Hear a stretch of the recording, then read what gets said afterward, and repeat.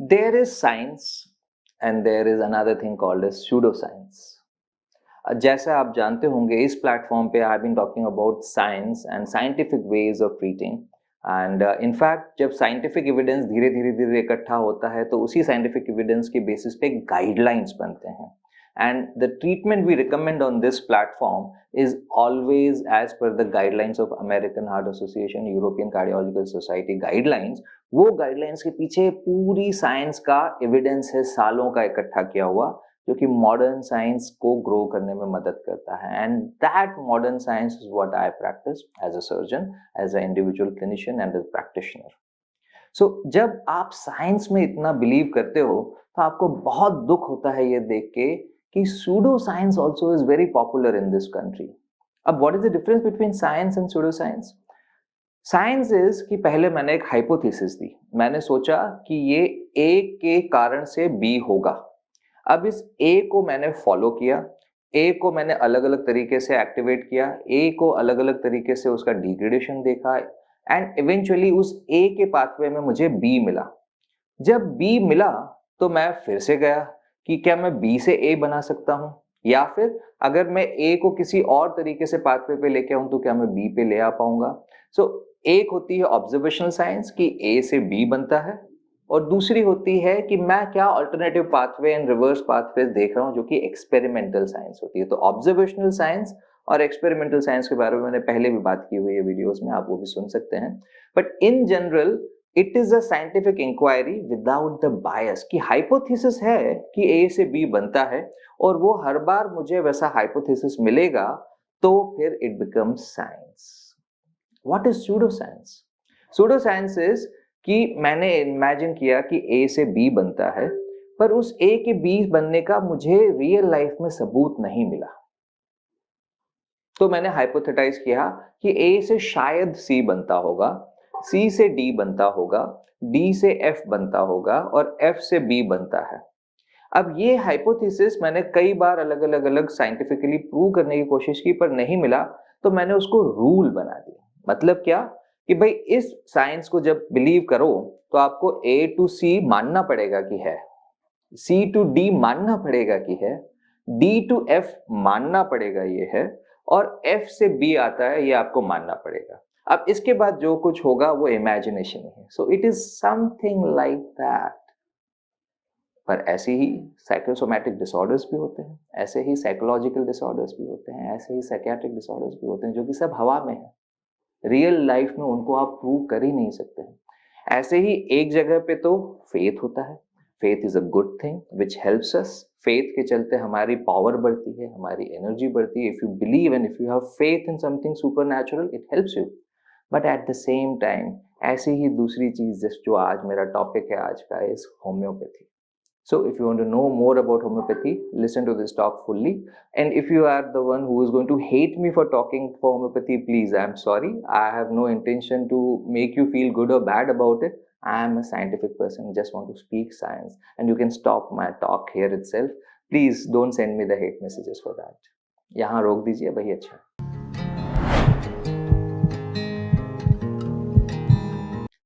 सो शायद आप जानते हो I am a surgeon called as doctor Mahesh Wadhwani. मेरी एक साइट है कार्डियक सेकंड ओपिनियन एंड इस कार्डियक सेकंड ओपिनियन में we talk about scientific ways of treating heart diseases. And उसमें अगर कभी भी कंफ्यूजन हो कि somebody has advised you one procedure तो उस प्रोसीजर के pros cons alternative procedures I can tell you better based on the guidelines of American Heart Association, European Cardiological Society. Personally, I am a surgeon who believes कि surgery should always be the last resort. अगर हो सके तो surgery avoid करनी चाहिए जहां तक हो सके और अगर नहीं भी होती है तो जितना पोस्टपोन कर सकें जब तक सेफ है वो अच्छा है आपके लिए. सो ऑल्टरनेटिव मेडिसिन को ओवरऑल अगर आपको मेरे विचारों के बारे में जानना है तो मैंने लगभग 3.5-4 साल पहले एक वीडियो बनाया था ऑल्टरनेटिव मेडिसिन पे and I had discussed at length about all the Ayush components. Ayush मतलब आयुर्वेदा, योगा, यूनानी मेडिसिन, सिद्धा मेडिसिन एंड योगा के साथ नेचुरोपैथी भी जोड़ देते हैं. सो बेसिकली आयुष में ये सारे कंपोनेंट्स के लिए मेरी जो ओपिनियन है आप उसमें सुन सकते हैं. They are usually very positive. But when it comes to the H, the last part, homeopathy, Personally, I don't agree with this, and scientifically, no one really agrees with it. क्यों इतना popular है homeopathy दुनिया में, उसके बारे में आज मैं आपको समझाने की कोशिश करूंगा कि क्यों होम्योपैथी आज इतनी पॉपुलर है कि आई टेल यू, मेरे कितने कार्डियोलॉजिस्ट फ्रेंड्स हैं, कितने दूसरे डॉक्टर फ्रेंड्स हैं, वो तलवार लेके खड़े हो जाएंगे मेरे सामने अगर मैंने होम्योपैथी के खिलाफ कुछ कहा तो। और वो मेरे व्यूज सुन के मुझे पता है मुझे हेट मैसेजेस आने वाले उनकी तरफ से भी, मेरे फ्रेंड्स की तरफ से भी, but still I want to make this video because I am a man of science and I believe science should not be curbed because of any threat. So there was a doctor, Samuel Hahnemann from Germany in 1798.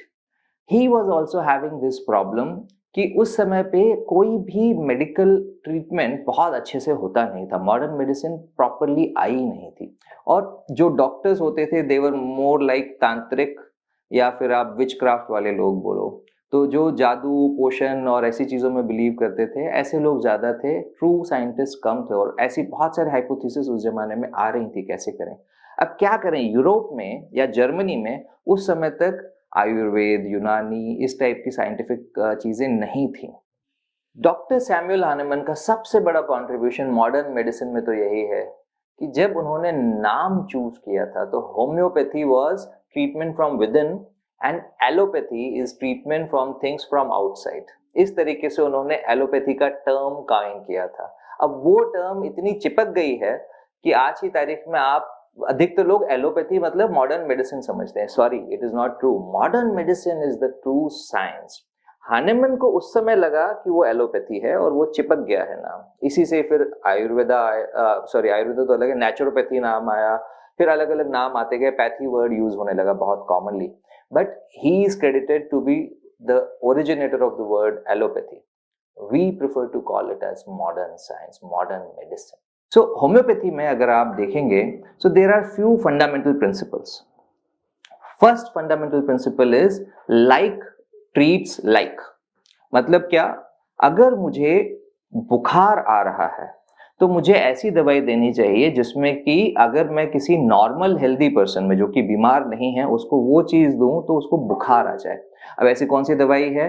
धतूरे का एक प्रकार होता है belladonna, सो धतूरे से related family है। तो आप धतूरा खिला दो किसी नॉर्मल इंसान को तो उसकी बॉडी फ्लश करने लगती है, बुखार जैसे सिम्टम्स आते हैं, तो आप ऐसे व्यक्ति को धतूरा या बेलाडोना के दूसरे एक्सट्रैक्ट्स दे दो तो वो बुखार ठीक कर देगा। How does it sound to you? या फिर अगर मुझे जुकाम है, नाक बह रही है, आंखों में थोड़ा लालपन है, तो इस चीज को कैसे ठीक करेंगे? प्याज अगर हम काट रहे हैं तो प्याज काटने के दौरान हमारी आंखें लाल हो जाती हैं, आंखों में आंसू आते हैं, नाक बहने लगती है, तो जिसको जुकाम है उसको प्याज दे दो, वो ठीक हो जाएगा। So the premise or the thought process behind the medicines of homeopathy itself is like this. This is the first principle ki like treats like. So the second principle, second important principle of homeopathy is dilutions.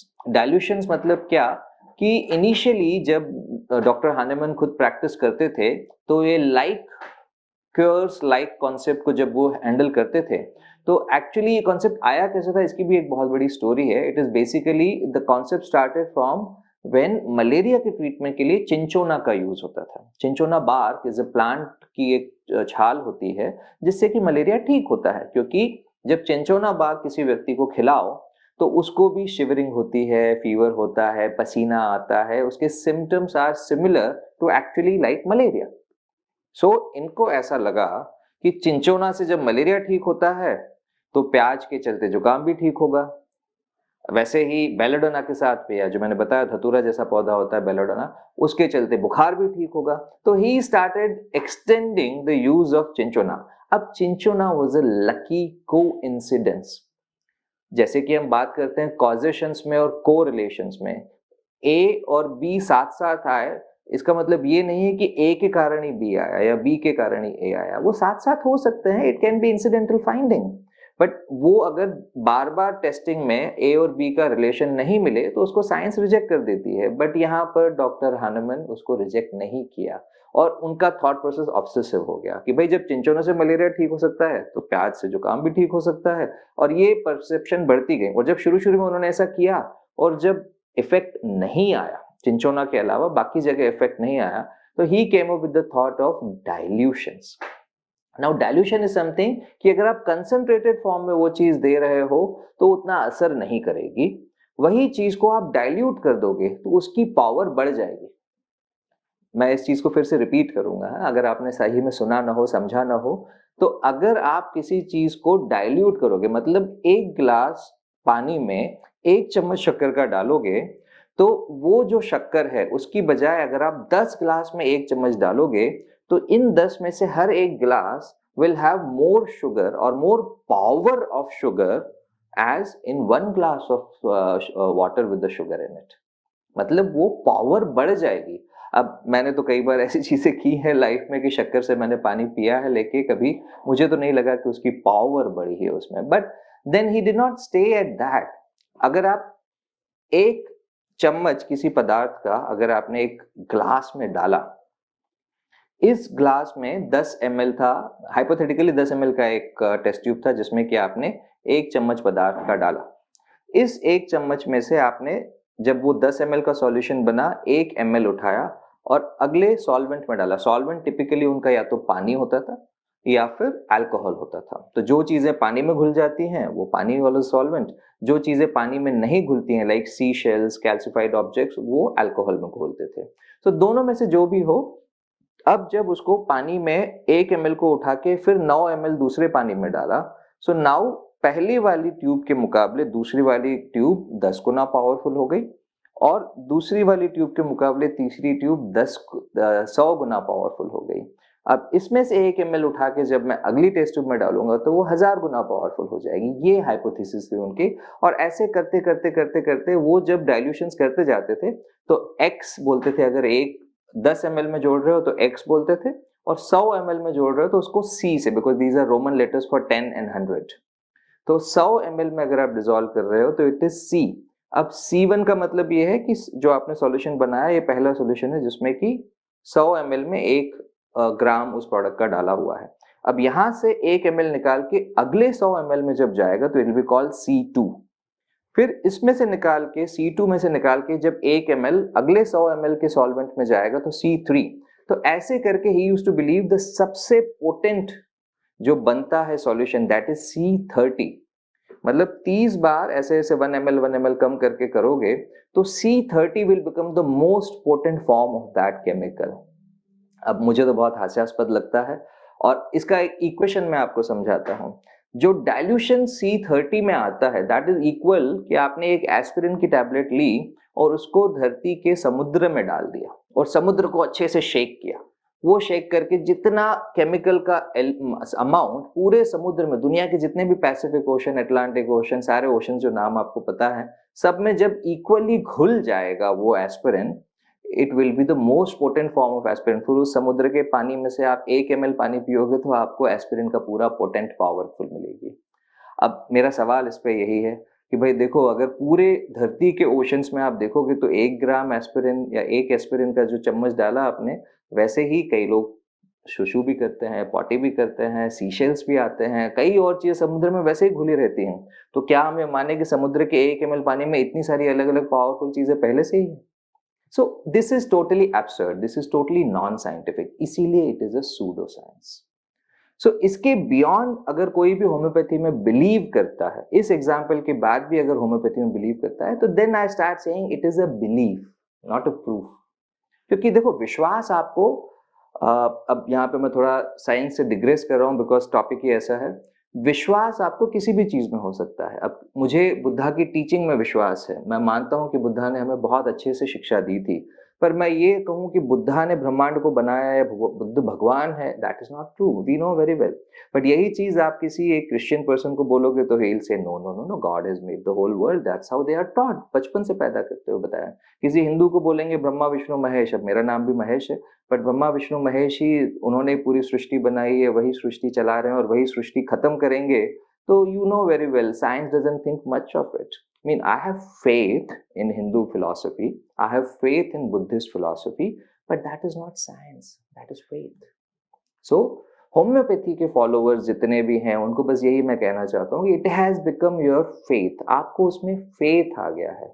Scientifically it is not possible, and faith can cure, faith moves mountains। भक्ति में बहुत शक्ति होती है। सो जब आपकी पूरे शरीर के, माइंड के, ओवरऑल बॉडी में से आपकी सारी चीजें उस चीज को यकीन करना चाहती हैं, तो वहां पे उस चीज का फायदा आपको मिलता है। So that is called as placebo effect. अगर मुझे दवाई दी जाए, प्लेसिबो इफेक्ट होता क्या है? प्लेसिबो इफेक्ट इज कि अगर मुझे वैक्सीन, जब कोविड की वैक्सीन आई थी उसकी टेस्टिंग कैसे हुई थी कि एक व्यक्ति को कोविड की वैक्सीन लगी, दूसरे व्यक्ति को प्लेन सलाइन लगा, नमक का पानी लगा, और फिर देखा जाता है कि एक्चुअली ये वैक्सीन सही में काम कर रही है कि its function is as much as saline water. So आप जब मेजर करते हो साइंस में, तो यू मेजर इट कि आपने 100 लोग या 1000 लोगों को बताया नहीं कि आप एक्चुअल वैक्सीन दे रहे हो या फिर सलाइन वाटर दे रहे हो, और फिर उन 100 में आपने इफेक्ट देखा या 1000 में इफेक्ट देखा, जैसी बड़ी स्टडी हो उसके हिसाब से होता है। जब वो डिफरेंस 2 स्टैंडर्ड डिविएशन से ज्यादा हो जाए या वो डिफरेंस रिमार्केबल हो जाए, तब आप मानते हो कि ये वैक्सीन इफेक्टिव है। वैसे ही होम्योपैथी में, अब होम्योपैथी को कई बार लाखों साइंटिस्ट ने, हजारों साइंटिस्ट ने साइंटिफिक तरीके से टेस्ट किया है, आज तक एक भी स्टडी में ये प्रूवन नहीं है, किसी भी डबल ब्लाइंडेड कंट्रोल ट्रायल्स में ये प्रूवन नहीं है कि होम्योपैथी का effect is better than a placebo. So placebo effect is there. जब आपको किसी चीज में फेथ होता है तो वो चीज आपको असर देती है, उसको आप साइंस नहीं बोल सकते, that is different. So that's why I'm making this video against pseudoscience called as homeopathy. ऐसा ही एक और pseudoscience है, अब मैं वो बोलूंगा तो आप मुझे और गाली दोगे, बट दैट इज एस्ट्रोलॉजी। अगर किसी को एस्ट्रोलॉजी पे वीडियो चाहिए तो मुझे बताइएगा, I will talk about astrology also. Thank you very much.